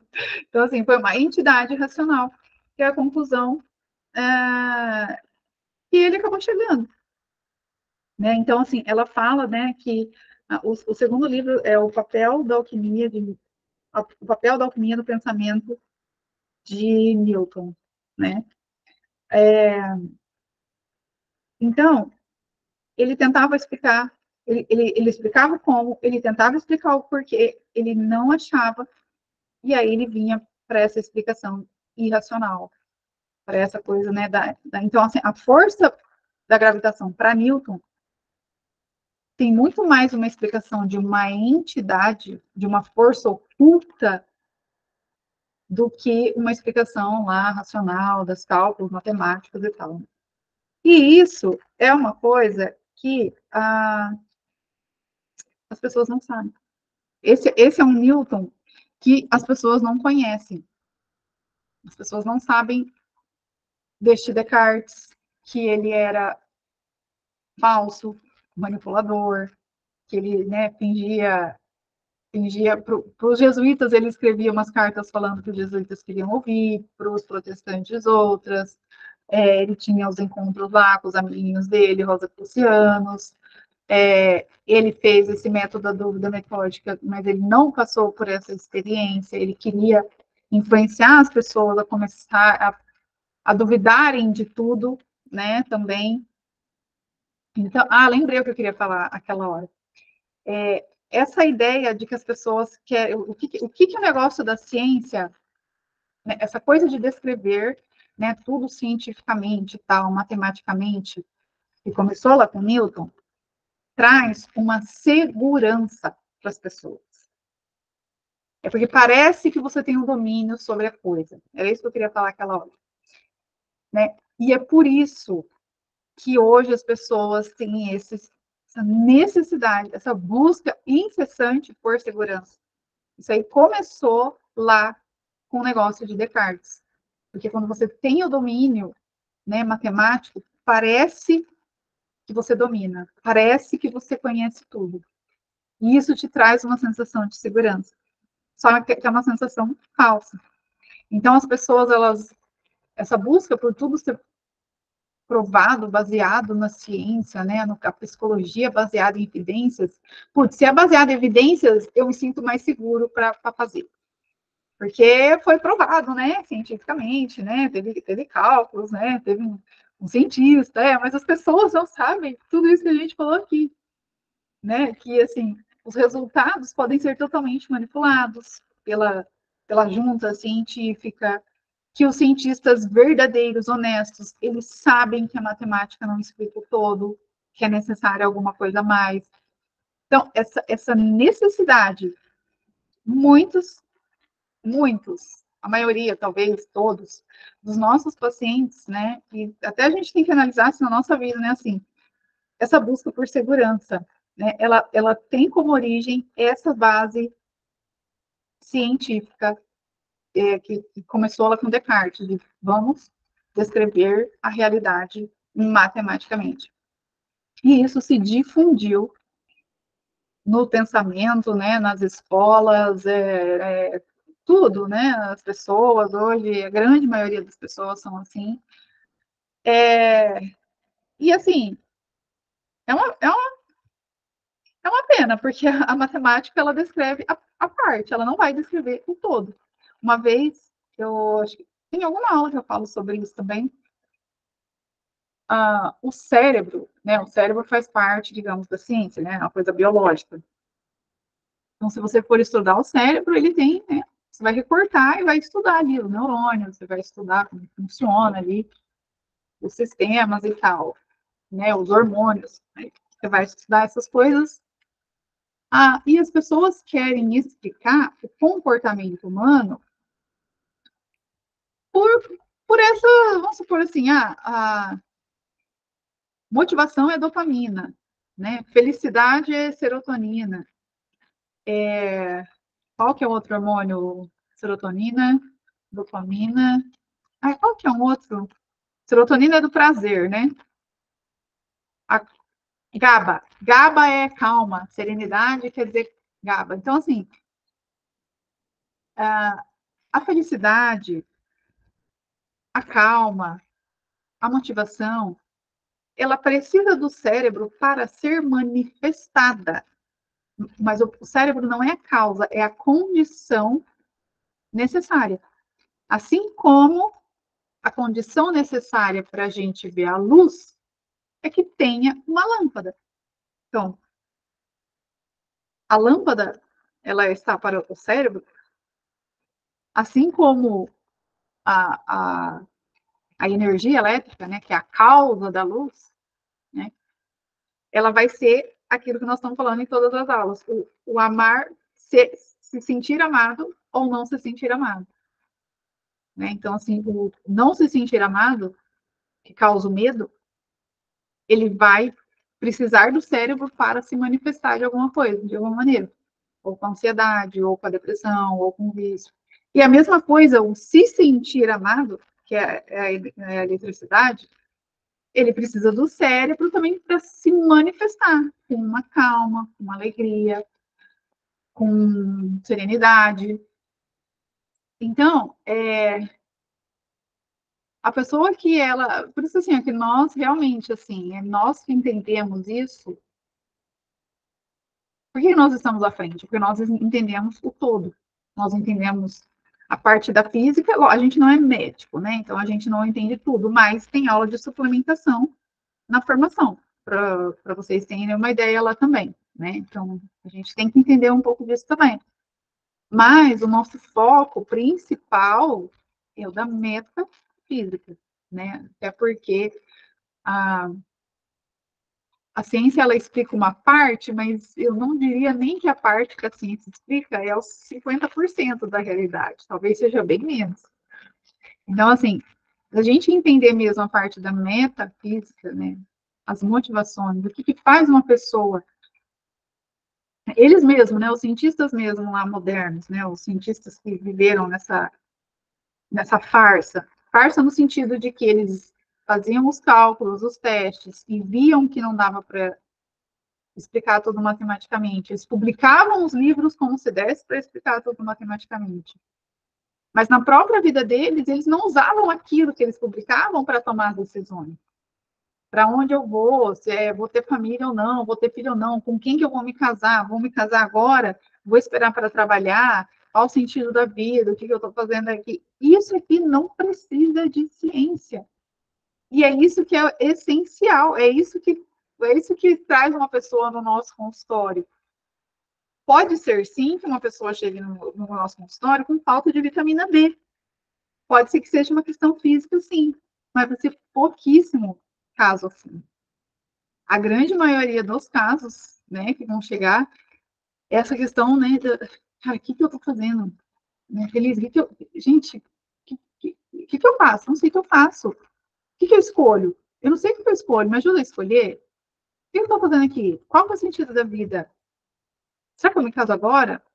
Será que eu não vou encontrar ninguém? Por que eu tenho medo de não encontrar ninguém? Assim, você não explica essas porra, meu. E é isso que os nossos pacientes estão interessados. Então, assim, é por isso que nós estamos à frente, que nós estamos entendendo isso na nossa formação, as motivações mesmo mais profundas do ser humano e a causa. A gente está focando muito na causa, né? Por que uma pessoa se sente assim? E né, como eu falo lá em várias aulas, a questão do medo, de se sentir amado e tal. Então, quem tiver só paciência vai perder. Nós é pica e o resto é paia. Entendeu? Então, gente, era isso que eu queria passar para vocês, tá? Para desmistificar essa ciência mesmo, essa coisa, né, do endeusamento da ciência, que existe mesmo, né? Vamos pôr a ciência num pedestal, só acredito nisso, que os meus olhos estão vendo. Bom, a pessoa que pensa assim, ela tem muito a perder da realidade, né? E, como a gente viu aqui, a ciência não vai descrever a realidade. E os filósofos matemáticos, Newton, Descartes, que fez a revolução científica, né, que foi o pai da ciência moderna, que começou com tudo isso, e eles sabiam disso. Eles conseguiam, eles admitiram que não é possível viver sem uma explicação mais misteriosa da vida. Certo, pessoal? Era isso que eu queria passar para vocês. Gostaram? Tem alguma pergunta?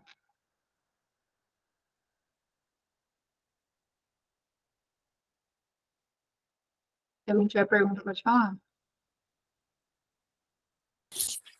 Eu tenho uma pergunta. Pode falar? Então, peraí, deixa eu ligar minha câmera. Você diria que tem a ver com gnose, todo esse esoterismo desse pessoal? Tá ali com a gnose também? Da época deles lá? Isso. Um pouco sim, porque eu não estudei o hermeticismo a fundo, e o movimento da Rosa Cruz também. Mas, assim, eu acho que entra um pouco de gnose lá, sim. Eu não estudei a fundo, tá? Mas, por exemplo, a Newton ficava nesse estudo entre Santo Atanásio e Ário. E Ário que foi o do... Ah, não, Ário foi o arianismo. Mas é quase que uma coisa meio gnóstica, assim, também. Então, assim, influencia ali também. Quem tiver interesse de estudar, assim, o movimento Rosa Cruz, assim, a fundo, tem vários livros. Ai, eu queria tanto lembrar o nome do... Não, Contos, não, esqueci o nome. Mas dá para estudar a fundo o movimento Rosa Cruz, a maçonaria, o hermeticismo. Eu não estudei a fundo isso, tá? Eu não fui a fundo isso. Mas quem tiver interesse, é uma área legal. Uma área legal, é um diferencial, assim. Não conheço gente que tenha um conhecimento profundo nisso. Mas, assim, provavelmente o gnosticismo influenciou. Assim. E as ciências sociais? Qual você acha que a diferença entre as, digamos, as ciências exatas e as ciências sociais nessa história do... Porque ciência social, sempre achei isso uma coisa meio... a classificação disso como ciência é no mínimo curiosa. O que a ciência social estuda? Tipo assim, antropologia, sociologia, as principais acho que são essas mesmo. Eu não sei, eles fazem estudos científicos, matemáticos, assim? Olha, não sei assim a fundo, mas porque Talvez se chama estatística, ciência né? social, deve ter algum tipo de Eu acho estudo que de populações, sei eu lá. acho que eles mexem com estatística. Não, Ah, entra um pouco nisso sim, nessa coisa de provar matematicamente que aquela população tem isso, sabe? É porque com certeza tem a parte da estatística aí. Mas tem, é um recorte também. A hum, ciência social é um recorte também. Então, hum, vamos estudar o ser humano neste recorte, né, enquanto um ente integrante de uma sociedade. É um hum, recorte também. hum. É um recorte também. Perdeu a mão. Pode Ah, falar. gente, tinha que levantar a mão, nem percebi. Ah, sem problema. É só para manter a ordem. Pode falar. Mas, pegando esse mesmo gancho da mestra Teresa nesse finalzinho, então, assim, o discurso, por exemplo, que nós, né, tivemos relacionado à pandemia, onde sempre tinha como a base os dados científicos relacionados, por exemplo, ao uso de máscaras, a utilização do álcool em gel e etc, etc, né. E quando, por exemplo, a gente olha isso, eu fazia aqui uma análise, relacionada à própria dinâmica da psicologia, que é de a gente poder entender justamente uma premissa básica, que é de levar, não é, o ser humano em si, a essa busca lógica, né, essa busca relacionada à dinâmica socrática mesmo, de questionar a vida, e não por meios de números e dados. Quando escutava a Ah, professora Thalisa falando, eu lembrava muito daquele livro sobre o emburrecimento coletivo, né, o uhum. imbecil coletivo, que fala justamente sobre isso. É muito mais fácil um coletivo, um grupo de pessoas seguir uma norma, porque ela limita a sua própria inteligência e o seu próprio nível coletivo. É, E aí onde eu perguntaria, Telisa, essa dinâmica de ficar observando as pessoas vomitarem, que precisa ter dado científico para tudo, talvez seria justamente uma agenda para controlar ainda mais a massa, para limitar ainda mais o próprio avanço cognitivo pessoal. não, com certeza absoluta. Isso aí é para deixar e estimular o medo. Quem tem medo, você controla. entendeu? E a pandemia, ela revelou bem isso sobre a dinâmica sobre o pânico em cima do próprio coronavírus. Com certeza. É assim, ó, a ciência trabalha com possibilidades. Ela não trabalha com certezas absolutas. Então, Isso. existe uma probabilidade muito alta do avião não cair, mas não é uma certeza que ele vai atravessar o oceano sem cair. Não é uma certeza. E a sanidade mental, ela se dá nas certezas absolutas da nossa vida. Então, tipo assim, muito do nosso trabalho como terapeuta também é destruir essas certezas que o paciente tem em relação a coisas que são apenas possibilidade. Ah, eu nunca mais vou encontrar alguém. Como é que você sabe? Isso é só uma possibilidade. Ah, se eu sair de casa, eu vou pegar corona. Como que você sabe? Isso é só uma possibilidade. Ah, se eu não tomar vacina, eu vou morrer. Gente, isso é uma possibilidade. Se você tem gente que tomou vacina e morreu, tem gente que não tomou vacina e morreu. Tem gente que usou máscara e morreu, tem gente que não usou máscara e morreu. Então, eles sabem, tem um documentário que se chama Agenda Grinder. Me lembrem, por favor, de jogar para vocês. Agenda Grinder, alguma coisa. É um documentário que eu não sei se ele está no ar ainda, porque fala um pouco sobre essa coisa da agenda mesmo, o que eles querem, né? Eles os manipuladores, digamos assim. E você consegue dominar uma pessoa pelo medo. E eles sabem disso. Então, assim, ó, olha que coisa interessante. A ONU, é a ONU, não, Organização das Nações Unidas, OMS, né? OMS, Organização Mundial de Saúde, ela não manda ninguém fazer nada, ela dá recomendações, orientações. Ela nunca impôs nada. E as pessoas levam como imposição. Então, ela orienta as pessoas a usarem máscara. E as pessoas levam aquilo na certeza absoluta. Mas eles sabem que se eles só orientarem, né, as pessoas também vão querer usar. Então, assim, o que a gente viu na pandemia foi, assim, o, o discurso do medo. Se você não usar máscara, você vai se ferrar. Como assim? Onde já se viu? E aí eles distorcem, né, o discurso. Nossa, você que é cristão, fala de Deus e não está usando máscara, né? Como assim? Tá querendo que o seu irmão morra, né? E o pior, a gente viu padre fechando igreja na época da pandemia.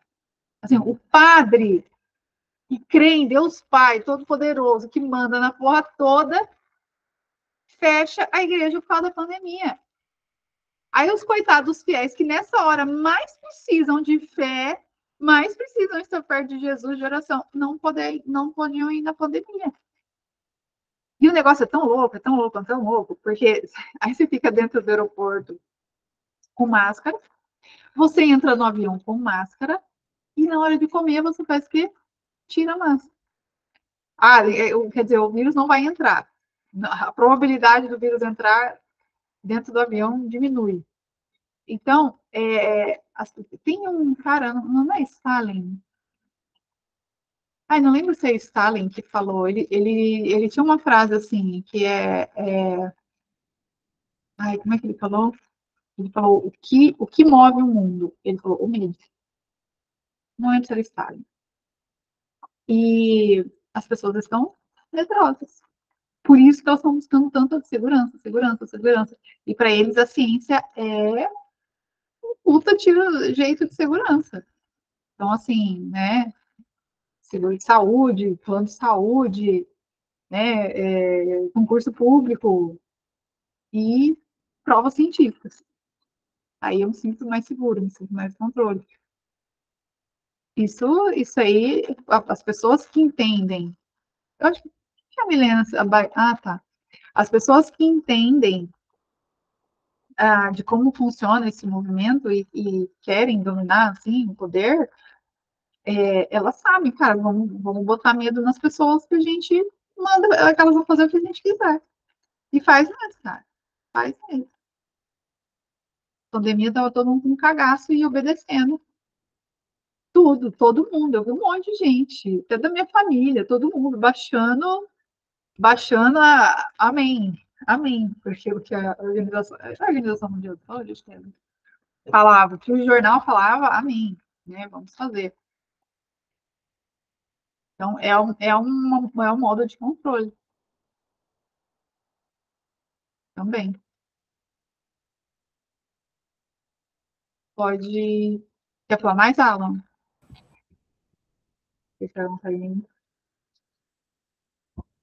Quem quer falar? Milena? Eu Falar. queria saber o seguinte, o Olavo de Carvalho, ele defende e aceita que existe a possibilidade da lei da atração, né? Mas eu queria saber o seguinte, existe, a lei da atração, ela é baseada, existe de fato, assim, uma realidade ali por trás disso, ou é toda essa coisa física quântica ideológica também, tem toda essa fundamentação aí que você trouxe? Então, eu queria saber se de fato existe alguma realidade na lei da atração ou não, é só uma teorização para, enfim. Sim. Eu já ouvi a aula do Olavo falando sobre isso, e eu já meditei sobre isso. Eu não consegui chegar numa conclusão. Eu não consegui chegar numa conclusão mesmo, sabe por quê? Eu já tive experiência na minha vida de que quando eu não era ainda uma católica convertida e tal, papapá, mas eu acreditava em Deus, eu fiz um caderno dos países que eu queria conhecer. Eu fiz esse caderno. E talvez eu tenha conhecido todos. Eu não sei se eu conheci todos, não sei se sobrou algum ou não. Olha, isso é lei da atração? Não sei. Talvez realmente foi porque eu fui atrás, foi porque, sei lá, tive sorte, né? Deu sorte, né? Deus. Então, assim, eu não sei te dizer. O Olavo, ele fala mesmo.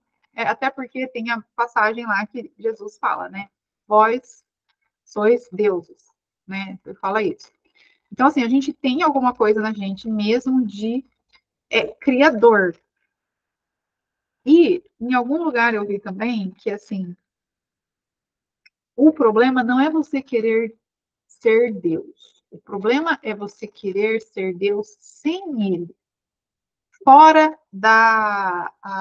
como é que eu posso dizer? Acima de Deus. Entendeu? E não em coparticipação com Ele. Então, nós temos algo de criador, sim, de criar. O negócio de criar a nossa realidade significa o quê? É a nossa escolha, é o nosso livre-arbítrio. Então, assim, até o Olavo fala nessa aula, não sei se é a que você assistiu também, que ele fala assim, olha, existe esse negócio da lei da atração, né? Você criar e tal, mas você vai querer atrair o quê? Eu não lembro se ele fala atrair ou pedir, sei lá. Se nós somos seres, né, transcendentais e assim eternos, você vai ficar pedindo coisas ou querendo atrair coisas desse mundo material, né? Você tem que pedir coisas assim que são para além. Então, eu assisti essa aula, eu não cheguei numa conclusão a respeito dela. Eu acho que falando da parte da ciência, das forças, né, como Newton fala, sei lá, falando da parte da física, então, física quântica, energia. Eu sou energia, né? O outro, aquela coisa, é energia, e as energias se atraem. Cara, pode ter até alguma coisa disso, mas eu acho que seria necessário, para que isso acontecesse, uma consciência muito forte de ambas as coisas, para que elas se atraiam, sabe? Eu não sei, eu não cheguei numa conclusão a respeito disso, tá? Não cheguei, já meditei bastante sobre isso, já meditei bastante. Eu sei que, por exemplo, o que pode acontecer também é assim, ó. Vamos supor que uma pessoa está falando assim. Vamos supor que uma pessoa ela tem medo de ser traída. Aí ela fica pegando o celular e mandando mensagem pro namorado, que o namorado vai trair, vai trair, vai trair. Uma hora o namorado trai. É porque ela atraiu aquilo? Não, é porque ela ficou chata pra caralho. E aí o namorado traiu, porque ela ficou chata, sabe? Isso também pode acontecer. Também pode acontecer quando você está procurando alguma coisa e aí você começa a focar só naquilo. Então, por exemplo, assim, você tá querendo trocar de carro, aí você quer uma Cherokee vermelha. Cara, você vai sair na rua, você só vai ver Cherokee vermelha. Mas nem é porque você está atraindo, é porque o seu foco mudou para aquilo. Sempre tiveram Cherokees vermelhas, mas o seu foco mudou para aquilo. Você se direcionou para aquilo. Aí também não seria assim a coisa da atração. Mas eu já assisti essa aula do Olavo umas 3 vezes. E eu não consegui chegar numa conclusão. O dia que eu chegar, eu conto para vocês. Eu ainda não cheguei. Eu já meditei, já assisti a aula. E as únicas coisas que eu sei é isso aqui que eu estou falando para vocês. Mas eu ainda não consegui juntar os pontos e chegar numa conclusão sobre isso. Por isso que eu falei as coisas soltas aqui, sabe? Obrigado. Não saberia. Foi mal, mas é legal, eu já pensei muito sobre isso. Eu pensei muito sobre isso. Inclusive, já falei até com o diretor espiritual sobre isso, mas nem ele sabia explicar. E mais.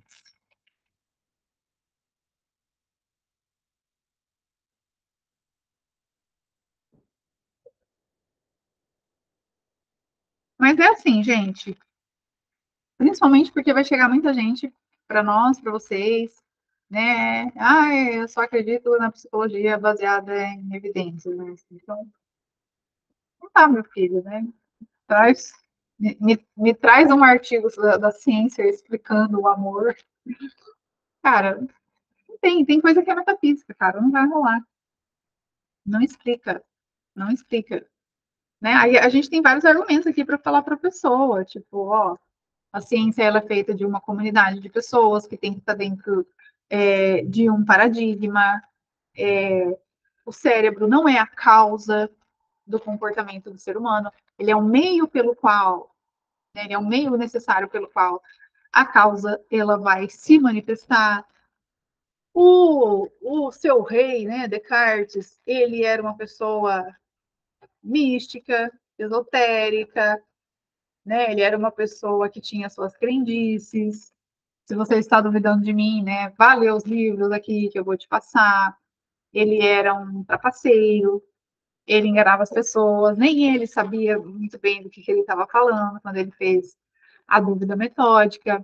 Eles sabiam que precisava, sim, de uma explicação do mistério. Então, o negócio é o seguinte, cientista bom sabe que tem metafísica e que ele não consegue explicar metafísica. Cientista bom é isso. O cara vai admitir. Tem uma passagem, quer ver? Deixa eu ver se eu acho. Qual que foi o filósofo que eu falei aqui? Coração tem razões. Pascal. Deixa eu ver se eu acho. Uma vez eu salvei uma passagem de Pascal que eu achei tão bonita. Ai, tomara que eu ache isso aqui para vocês, gente. Pascal. Ai, putz, não quero. Ai, me lembrem de jogar lá no grupo. Era Pascal, era Pascal. Ah, vou ver, peraí. Talvez eu ache. Ó, achei, gente. Fato ocorrido em 1892. Ah, é o Pasteur. 1892. Fato verdadeiro, intrigante, integrante da biografia de Pasteur. Um senhor de 70 anos viajava de trem, tendo ao seu lado um jovem universitário que lia seu livro de ciências. O senhor, por sua vez, lia um livro de capa preta. Foi quando o jovem percebeu que se tratava da Bíblia e estava aberta no livro de Marcos. Sem muita cerimônia, o jovem interrompeu a leitura do velho e perguntou: O senhor ainda acredita nesse livro cheio de fábulas e crendices? Aí o cara falou: Sim, mas não é um livro de crendices, é a palavra de Deus. Estou errado? Mas é claro que você está. Creio que o senhor deveria estudar a história universal. Veria que a Revolução Francesa, ocorrida há mais de 100 anos, mostrou a miopia da religião. Somente pessoas sem cultura ainda creem que Deus tenha criado o mundo em 7 dias. O senhor deveria conhecer um pouco mais sobre o que os nossos cientistas pensam e dizem sobre isso. É mesmo? E o que pensam e dizem os nossos cientistas sobre a Bíblia? Bem, respondeu o universitário. Como vou descer na próxima estação, falta-me pouco tempo agora. Mas deixe seu cartão que lhe enviarei o material pelo correio com a máxima urgência. O velho, então, cuidadosamente abriu o bolso interno do paletó e deu o seu cartão ao universitário. Quando o jovem leu o que estava escrito, saiu cabisbaixo, sentindo-se pior que uma ameba. No cartão estava escrito: Professor Dr. Louis Pasteur, diretor-geral de pesquisas científicas da Universidade Nacional da França. E aí o Louis Pasteur deixou uma mensagem para ele. Um pouco de ciência nos afasta de Deus, muito nos aproxima. Então, assim, quem estudar um pouquinho vai achar que Deus não existe mesmo.